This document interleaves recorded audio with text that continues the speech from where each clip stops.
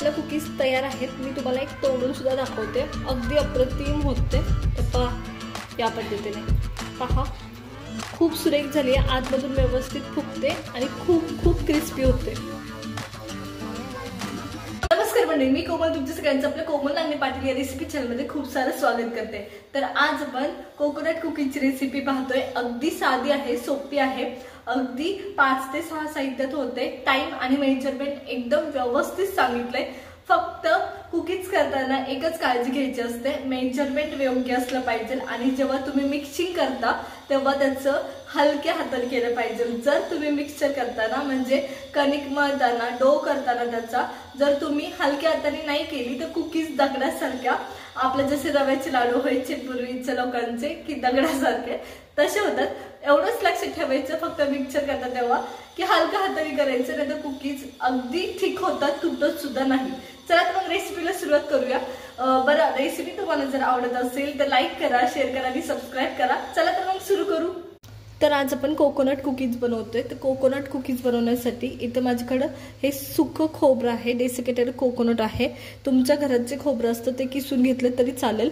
त्याच्यानंतर ते माझं 125 ग्रॅम आहे, 125 ग्रॅम मैदा आहे, 125 ग्रॅम साखर आहे इथे माझ्याकडे 100 ग्रॅम। त्याच्यानंतर इथे माझ्याकडे बटर आहे, ते आहे 115 ग्रॅम बटर आहे आणि अर्धा चमचा आपल्याला बेकिंग पावडर लागणार आहे। बेकिंग सोड्याचा वापर आपण करणार नाही, बेकिंग पावडर वापरणार आहोत। आणि याच्या व्यतिरिक्त तुम्हाला थोडंसं बटर तुमचे कुकीज ठेवायला लागतील। आणि या सगळ्या व्यतिरिक्त आपल्याला इथे दूध एक लागणार आहे, 2 चमचे, जास्त काही नाही, फक्त 2 चमचे लागणार आहे, किंवा तुम्हाला 3 चमचे सुद्धा लागू शकतं। इथे तुमचा मैदा कोणत्या क्वालिटीचा असतो त्याच्यावरती अवलंबून असतं। याच्या व्यतिरिक्त कोणतंच साहित्य तुम्हाला कुकीज बनवण्यासाठी किंवा कोकोनट बिस्किट बनवण्यासाठी लागणार नाही। चला तर मग बनवून घेऊया। तर हे बटर नॉर्मल टेम्परेचरचं आहे, हे पण लक्षात घ्या। कोकोनट कुकीज बनवतोय त्याच्यासाठी मी इथं बटर घेतले आणि बटर एकदम नॉर्मल टेम्परेचरचं आहे, जरा सुद्धा थंड नाहीये, तसं बटर आपल्याला हवंय। आता बटर हे व्यवस्थित मिक्स करून घ्यायचे। इथं मी मशीननी फेटून घेतेय। तुम्ही याच्याऐवजी मिक्सरच्या भांड्यात जरी फेटलं बटर तरी चालतं। कमीत कमी 2 ते 3 मिनिटं तुम्हाला फेटून घ्यायचे बटर व्यवस्थित आणि मग त्याच्यात बाकीचं साहित्य तुम्हाला ऍड करायचंय। चला तर मग मी बटर व्यवस्थित फेटून घेते। इव्हन हाताने सुद्धा फेटलं तरी चालतं, पण तुम्हाला तेवढी ताकद बसली पाहिजे आणि बटर व्यवस्थित स्मूथ झालं पाहिजे। चला तर मग मी फेटून घेते आधी। तर इथं मी बटर फेटून घेतेय व्यवस्थित, एकदम मऊसूत झालं पाहिजे। आता इथं माझं बटर व्यवस्थित फेटून झालंय। आता इथं माझं बटर व्यवस्थित फेटून झालंय। 3 मिनिटं नाही तर 2 मिनिटं तुम्हाला हे व्यवस्थित फेटून घ्यायचंय आणि अगदी नाही का लो नाही, जसं असतं ना जस्ट काढलेलं तसं होतं, हे खूप मऊसूत असतं। तर तसं झालं पाहिजे जरी तुम्ही मिक्सर किंवा हाताने करत असाल तरी सुद्धा। तर आता काय करायचं, ह्याच्यात आपल्याला साखर मिक्स करून परत एकदा व्यवस्थित परत 3 मिनिटं तुम्हाला व्यवस्थित मिक्स करून घ्यायचंय। मी जसं सांगितलं तुम्ही मिक्सरनी सुद्धा करू शकता। तर मी आधी माप मोजूनच ठेवली होती, तर त्याच्यामुळे हे मी जवळजवळ 100 ग्रॅम साखर आहे ते 115 ग्रॅम जे आपलं बटर होतं त्याच्यात मिक्स केले आणि साखर सुद्धा व्यवस्थित तुम्हाला मिक्स करून घ्यायची आहे मशीननीच। चला तर मग तुम्ही मशीननी घ्या किंवा मिक्सरच्या भांड्यात घ्या, परत 2 ते 3 मिनिटं। चला तर मग माझी हे साखर घालून बटर सुद्धा मी व्यवस्थित हलवून घेतलंय या पद्धतीने। तर आता पुरेसं झालंय, त्यामुळे मी बंद करते। तर पहा अप्रतिम झाले आणि फ्लफी होतं, जसं तुम्ही मस्का पाव वगैरे खाता त्याच्या आतमध्ये कशी क्रीम असते अगदी तसं व्हायला पाहिजे हे। तर या पद्धतीने चला हे मी साईडला काढून घेते। आधी ह्याचं सगळं बटर तुम्हाला काढून घ्यायचंय। तर आता हे बटर आपल्याला व्यवस्थित मिक्स करून घेतले, त्याच्यात मी हे खिसलेलं खोबरं टाकते, म्हणजे डेसिकेटेड कोकोनट हे टाकते। आता आपण इथं 1 वाटी कोकोनट घेतलंय आणि 1 वाटी मैदा घेतलाय। मैद्याऐवजी तुम्ही गव्हाचं पीठ सुद्धा घेऊ शकता किंवा असलेलं पीठ असतं ते सुद्धा तुम्ही घेऊ शकता। सगळ्यात महत्त्वाचं इथं मी बटर घेतलंय, तुम्ही लोणी सुद्धा घेऊ शकता, व्हाईट बटर आपलं, त्याच्यावर तूप सुद्धा तुम्ही घेऊ शकता। फक्त टेम्परेचर हे नॉर्मल असावं, त्याचं मेल्ट झालेलं नसावं, एवढं लक्षात घ्या।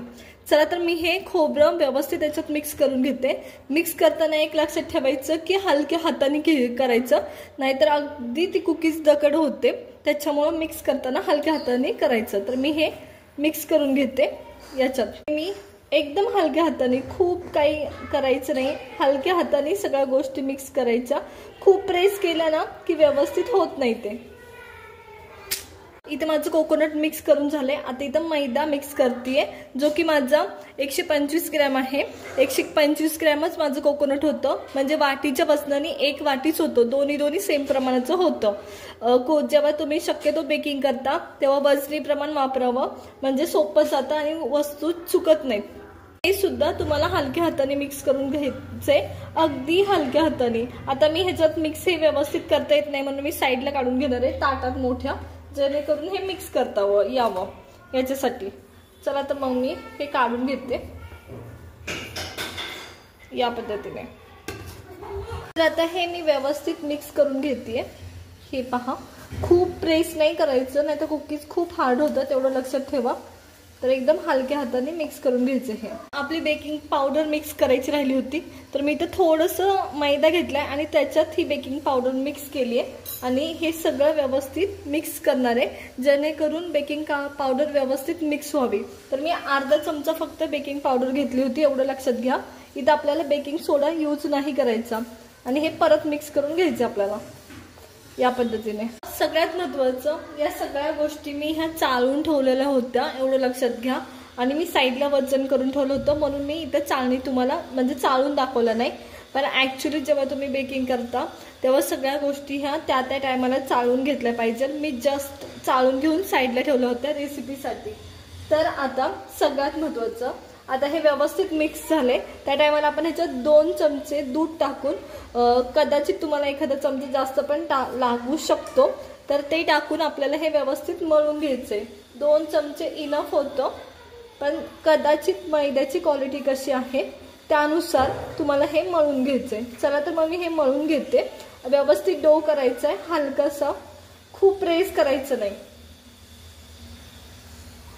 हा माझा डो व्यवस्थित बनवून तयार आहे। तर आता काय करायचं, शक्यतो तुम्ही एक मेजरमेंटचा स्पून घेऊन त्यांनी व्यवस्थित कुकीज एकसारख्या करू शकता, पण मी असं काही करणार नाहीये। व्यवस्थित एकाच साईजचे गोळे घेणार आणि ते या पद्धतीने कुकीज करून घेणार। ज्या साईजची तुम्ही कुकीज करता त्याच्यात एवढी साईज त्या कुकीजची होते, त्यानुसार तुम्ही साईज ठरवा तुमच्या कुकीजची। आणि इथं मी बटर लावून ताट घेतले, त्याच्यात या कुकीज आपल्याला ठेवायच्यात। डायरेक्ट बेक करणार नाही आहोत आपण, पुढे काय करणार आहे हे मी सगळ्या कुकीज झाले की आपल्याला सांगणार आहे। चला तर मी अशा कुकीज बनवून घेते। बरं, तुम्हाला कोणती साईज पाहिजे आहे तुम्ही ती ठरवा, त्या पद्धतीने घ्या। मी एक कॉमन साईज कुकीजची साईज असते त्या साईजमध्ये करून घेते। पहा, या पद्धतीने या साईजमध्ये मी कुकीज केली आहे आणि सगळ्या साईज मी अशाच करून घेणार आहे, सगळ्या कुकीज अशाच करून घेणार आहे। चला तर मग करून घेते। ह्या कुकीज मी इथं बनवून घेतल्या सेपरेट ताटात। आता मी एक कुकीज आपण तसंच ठेवली होती, तर बाकीच्या कुकीज मी काय करणार आहे, थोडंसं जे आपलं खोबऱ्याचा किस होता त्याच्यात थोडंसं डीप करणार आहे आणि जे आपलं ताट होतं त्याच्यात ठेवणार आहे, आधी जी कुकीज ठेवली त्याच्यात। तर चला मी सगळ्या कुकीज अशाच ठेवून घेते। थोडंसं डीप करायचं जेणेकरून छान दिसतात आणि हे आपल्याला फ्रीजमध्ये ठेवायचे। हे सगळ्या कुकीज मी असंच करून डीप करून ठेवून देते आधी ताटात। हे पहा, हे कुकीज मी सगळे बेक करायचे ताटात ठेवून घेतलेत। आणि एक गोष्ट नोटीस करा की मी बरंचसं अंतर ठेवलंय दोन्ही कुकीजमध्ये, त्या पसरतात जेव्हा बेक होतात, त्याच्यामुळे बरंचसं अंतर ठेवावं लागतं। तर इथे माझे सगळे कुकीज रेडी आहेत। तर आता हे ताट आपल्याला लगेच बेक करायचं नाही, कुकीज लगेच बेक करायचं नाही, 10 ते 15 मिनिटं तुम्हाला फ्रीजमध्ये ठेवायचे आहेत, नॉर्मल फ्रीजच्या सेक्शनला। तर काय ठेवायच्या, जर तुम्ही आता लगेच ठेवला तर बटर पूर्ण मेल्ट होऊन जाईल आणि कुकीज असं पसरतील, त्याच्यामुळं कंपल्शन आहे, ठेवाव्याच लागतील तुम्हाला 10 ते 15 मिनिटं फ्रीजसाठी। तर चला आपण ठेवून घेऊया आणि परत बेक करूया। दुसऱ्या साईडला मी कुकीज बेक करायची तयारी करते, तर त्याच्यासाठी मी इथं कढई घेतली आहे। कढई आपल्याला प्रीहीट करायची आहे 10 मिनिटासाठी, तर चला प्रीहीट करून घेऊया।